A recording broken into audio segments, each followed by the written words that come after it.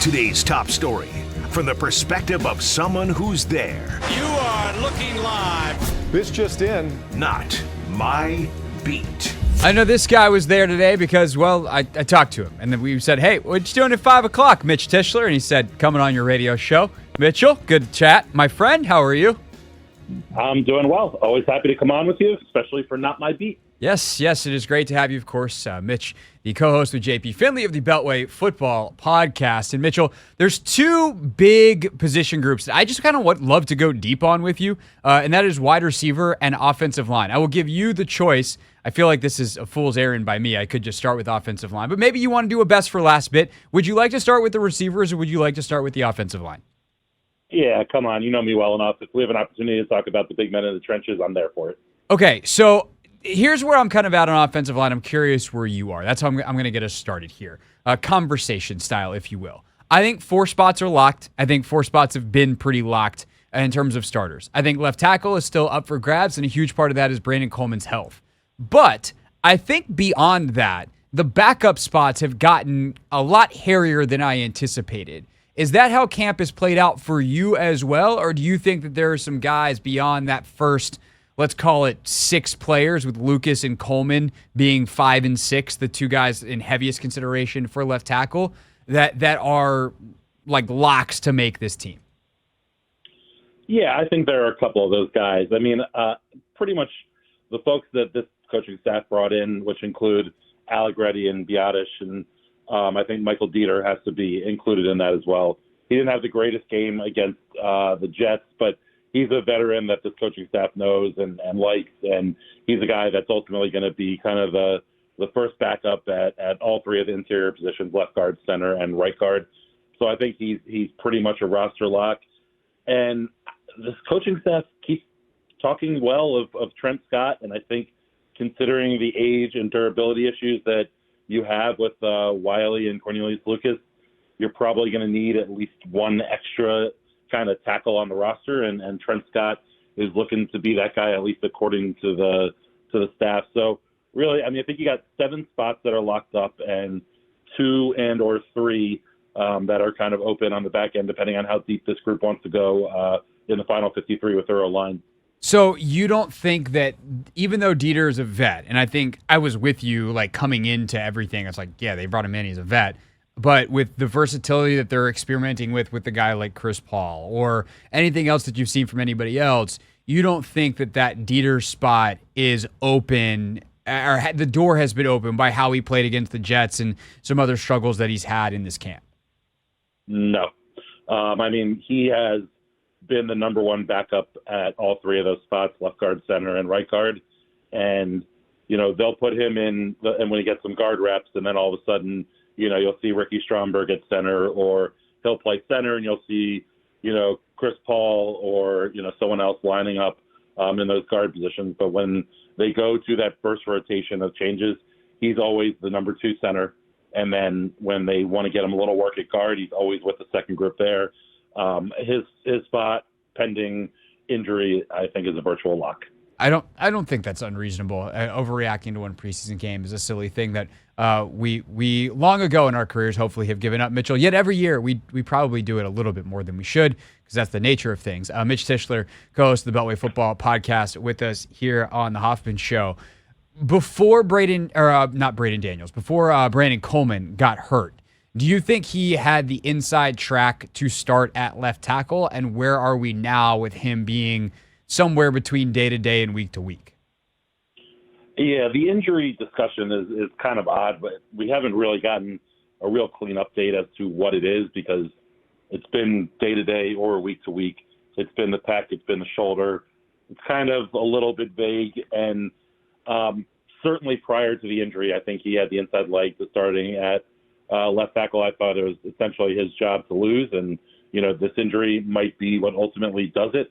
But I'm not ready to hand the starting job off to Cornelius Lucas yet. I think as long as Coleman can get a little bit of work, maybe against the Pats in that 3rd preseason game, you know, he still could put himself in a situation where he is, your week 1 starter. But I think for the most part, fans kind of are down on Cornelius Lucas or don't think much of him. And he's kind of a solid veteran tackle. He's not, going to go out there and wow you, but he's also not the kind of guy that's going to be a turnstile over there. And whether it's Coleman or Lucas, I think they're going to be, this group, I think as a whole, is going to be pretty okay as far as, kind of trying to protect the quarterback, because it's not necessarily about how good the individual talent is. It's about how good they are as a group. And I think, as a group, there's a really reasonable blocking scheme that Cliff can come up with that can help make these guys successful.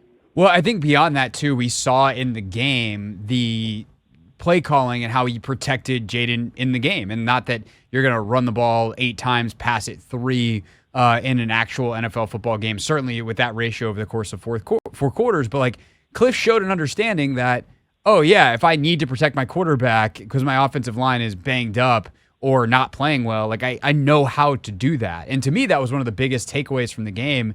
And even, like, we can have fun with the, hey, he buzzed the tower, the whole reference that Dan Quinn has with Jaden making that check. But, like, that was a pretty safe check because Jaden understood, like, the ball was going to be out, even if they didn't want him to make it based off of the personnel in the game and the fact that it's preseason and all that kind of stuff. But there's just, to me, Mitch, stuff that's fundamental to how Cliff has this set up systemically that is going to help insulate the offensive line. But I do think what's interesting is one of those things is a heavy use of the screen game, and that's where Cornelius Lucas worries me because he doesn't have the mobility of certainly Brandon Coleman, but even a guy like Trent Scott. Yeah, but even Trent Scott, what's interesting about the tackle group is that you have Cornelius Lucas, you have Andrew Wiley, and you have Trent Scott, who all three are varying levels of athleticism, but can't touch what Brandon Coleman can do, which is why I think they had him, which is why I think they're so excited about him possibly being able to take over that starting left tackle, because that role is going to ask these offensive linemen to get downfield. But, like anything else, you have coaches that adjust to the talent that they have with them, and then you have coaches that say, hey, my scheme is my scheme, and it's going to work because it works. And I think when we start talking about Cliff, as we start making our way through this season, you're going to see him making adjustments based on the group that he has.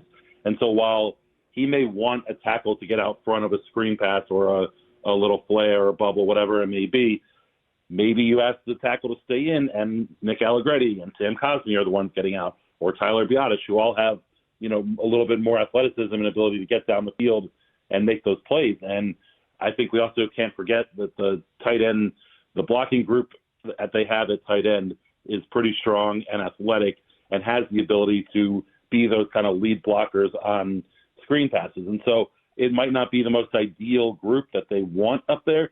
You're able to work your way around it and, create a plan and create plays that play to your player's strengths. And I think that's what we're going to see as a big difference on the offense as a whole from this year to last. No, I think that's extremely well put. I'm really glad you brought up the tight ends because that was going to ask you about next if you didn't bring it up is how can the tight ends cover? But I think you covered it. We saw it in the game as well. Like Cliff, the touchdown is a masterclass by Cliff of giving guys assignments they can do. Like I don't want Cole Turner blocking a defensive end, but I'm happy to let him block a corner through the end zone, and that's exactly what they set up on that play. Of course, the other part of setting up an offensive scheme to your personnel, blocking is one thing. Who's catching it? Obviously, who's throwing it? We know the Jaden part of that at this point. But like, I don't even know what the question is here. Like, what is the state for you, Mitch, of the wide receiver room with Dotson playing as much as he did, then bringing in Martavis Bryant, Byron Pringle last week? Like, is this far more unsettled than you anticipated it being this deep into camp? Let's start there.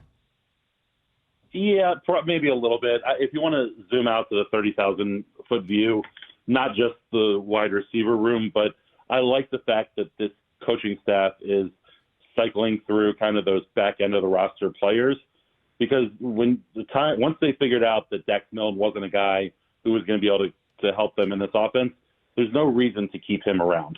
And I like that they started rotating through, and they're getting rid of guys who they kind of have decided that they're not going to be able to help them. And the wide receiver room is an interesting place there because, I think there's probably 5 roles that are going to be relatively well defined, and what those roles are, I think, are still up in the air. But I think you look at Terry McLaurin, Jahan Dotson, Olamide Zaccheaus, Luke McCaffrey, and De'Ami Brown as kind of 5 guys who are going to be on the roster. And when you start talking about the how many the final roster breakdown, the question is going to be how many wide receivers do you keep? And if Jamison Crowder is your punt returner, he's a quote-unquote wide receiver as well. That's going to take up a roster spot. That gets you to 6. And then you're really fighting for kind of one spot on the back end, and that's, Bryson Tremaine, Mitchell Tinsley, Martavis Bryant, Byron Pringle, Kaz Allen, kind of that group back there. But, I think when you look at a whole at this wide receiver group, you have a lot of similar players. When you think about, kind of the teams that are successful, they have different receivers can kind of do different things. You have kind of, your shifty slot guy, you have your downfield threat, you have your, red zone threat, you have your kind of go-to receiver. And, they have that guy in Terry McLaurin as their go-to guy. Maybe Zaccheaus is your slot guy. De'Ami should be your downfield threat, but I'm not ready after one catch on a preseason game against the Jets to declare that he's going to be that guy, because in 3 seasons in Washington, we haven't seen him have more than, whatever it is, 175 yards in a season. So I think there's still a lot of question marks there and how they're going to deploy these guys, but there's certainly a lot of unsettledness in that wide receiver room. How much of a chance do you give Pringle or Bryant to actually make this roster as the 2 guys they brought in to add to this room within the last couple of weeks? I think a lot of it comes down to that 5th wide receiver who's also your punt returner. Olamide Zaccheaus was doing it against the Jets. He's okay at it, but he certainly had a couple of bobbles, which isn't great. Jamison Crowder is certainly your most consistent guy, but can you afford to keep a 30-year-old receiver who's pretty much only going to be a punt returner on this roster? I don't know that if you're looking kind of big picture long term that makes a ton of sense. And again, if you're going down that route, does Martavis Bryant help you enough this year to maybe stunt the development a little bit of a younger receiver? It's something that's, we don't know this coaching staff well enough to know how they kind of value those back end of the roster positions. But ultimately, we talked to a line, we're talking wide receiver now. Those are 2 positions that need to be upgraded as they continue this, restructuring process, whatever, they want to call it. But it's not something that you're necessarily going to be able to fix in one season. No, I think that's something that I've tried to talk about quite a bit as well, of like, they can only do so much in year 1, and they're going to wind up with 30 of the 52, roughly 30 of the 52 being new guys, and it's just unreasonable to expect them to do it all in 1 year. But I also do like the punt return thing and the kick return thing, frankly, are interesting. The fact that Pringle was featured, that Zaccheaus wound up being the guy. Like, I'm curious in Miami this weekend, Mitch, if they rotate those guys, and especially if we see someone like a Mike Sainristil wind up taking live reps, because then it kind of eliminates the need to keep someone based off just team's ability, and it takes down some of the weighting there. And it also could increase the chances of a guy like a Bryson Tremaine making the team as the different, bigger body type receiver who's also a bigger impact on the non-return portions of special teams. And if all of a sudden Sainristil or Dotson, who bobbled a punt or muffed a punt today in special teams, like if one of those guys can take on those responsibilities, Chris Rodriguez is a name that's been mentioned, or some of the other running backs have gotten some shots at returning kicks as they're trying to figure out what body types are going to work. Like, I just wonder with this team and also league-wide how much we're seeing, especially in the return game in the preseason, versus trying to keep some of that stuff secret for the regular season when it comes around. Yeah, I mean, I'll tell you just particular to Chris Rodriguez, just because I spoke to him today, interviewed him today for our Beltway Football pod. He has not been getting any work in the kick return game as far as being a returner. He's been on specials there, but he hasn't gotten much work in the actual kick return. And I think as teams get a little more comfortable with the new rules and as everything's going, I think we're going to see these teams just kicking the ball out of the back of the end zone 90% of the time. And you might get some cheeky coaches who try and get a little creative with it, but the 5 extra yards that you lose by kicking out of the back of the end zone is worth it, because with the new rules, you you can caddy corner kick it and eliminate half of the rush team, half of the the kickoff team, and make it almost like a running play where you have a guy who's receiving the ball and has a 5-on-5. I think there's going to be a lot of opportunity to have big plays there. So I think the kickoff return role is going to be not as important, because I don't know that there's going to be a ton of teams that are going to be allowing returns to happen. That's interesting, because there's definitely more touchbacks this weekend than I think we anticipate. There were definitely a lot more returns than in the past, but there's still a high number of touchbacks, and I do wonder if that's the actual strategy or whether that's going to be just because teams don't want to give away their coverage or their returns or whatever in the preseason. But we'll see real quick in week one. Mitch Tischler, Beltway Football Podcast, with us for another minute or two here on The Hoffman Show. Is there any other, or I guess what is the other position group besides receiver, besides O-line, that is most intriguing to you? I know DQ talked about a couple in the press conference today. What's the thing that you're keeping your eye on as the team heads down to Miami for this joint practice and then the preseason game this weekend? To me, it's corner. I think, if you looked at the groups that struggled the most last year, it was secondary and O-line. I think both of those groups got massive upgrades in the coaching world, and I'm going to be interested to see, what Joe Witt does with this secondary group, because you look at what the Cowboys, how the Cowboys used to run their defense, the Falcons going back a little further, but, they love running single high. They love letting those corners live on an island, play, man-to-man press at the line of scrimmage. And we saw Emmanuel Forbes in that a fair amount, on Saturday against the Jets. And I think he's getting far, far, far too much hate for his play. I thought that he was pretty good. And even on the touchdown that he gave up, I think that it was a situation where he was kind of got a little overzealous trying to make a big play. Thought he was going to be able to pick off a back shoulder throw, and you had two young players and their rookie and wide receiver. They decided to just keep with the fade over top, and he wasn't able to recover. But up until that play, he had played well, and he had shown a willingness to stick his helmet in there and help out in the run game. And just kind of big picture, when you look at Benjamin St-Juste or himself or Michael Davis, Trayvon Diggs had double-digit picks in 2 years ago, but he also gave up 1 million yards, and I think even listening to Dan Quinn as he talked about Forbes didn't seem too concerned about the touchdown. He was more concerned about the first third down play where he broke up a ball downfield. He was like, hey, I'm glad he broke it up, but I would have loved to have seen him pick that ball off. And I think there's going to be a trade-off that is going to be an interesting situation for us to watch, where this coaching staff might be okay with giving up some big plays. I'm not talking about like last year where guys were running 40 yards up and down the field, but they might be willing to give up some big plays if their guys are able to gamble and get a couple picks. And, coming out of college, that was what Emmanuel Forbes was supposed to be good at. And the Commanders weren't the only team that thought that he was a first rounder and were ready to jump up there and draft him. So I think the hate on Forbes has gone a little further than it should. I do think he can be a usable piece and an interesting piece in this Dan Quinn, Joe Witt defense. So how they work the corners and what they're going to do against guys like Tyreek Hill and Jalen Waddle is going to be very interesting to watch. Yeah, for sure. And, Forbes has really struggled on the vertical stuff. Everything else, he's been really, really good. And like you said, he's willing to stick his nose in there. Last thing for you, Mitch. Are you surprised at the lack of turnovers that this defense has created in camp? I might have missed a monster turnover day last week, but I don't remember seeing anything about one. But there hasn't been like this just waterfall of turnovers that I think we'd definitely love to see. Part of that, like, good on Jaden Daniels for being fairly judicious with the football.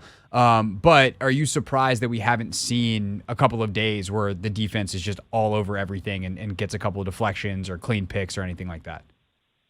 Yeah, certainly with this coaching staff, you thought there were going to be more turnovers, but I also think it speaks to disciplined coaching and disciplined play from these guys, because as you know, when we're in training camp, we're in whatever week it is, week 3 now of training camp, the defense knows every play the offense is running.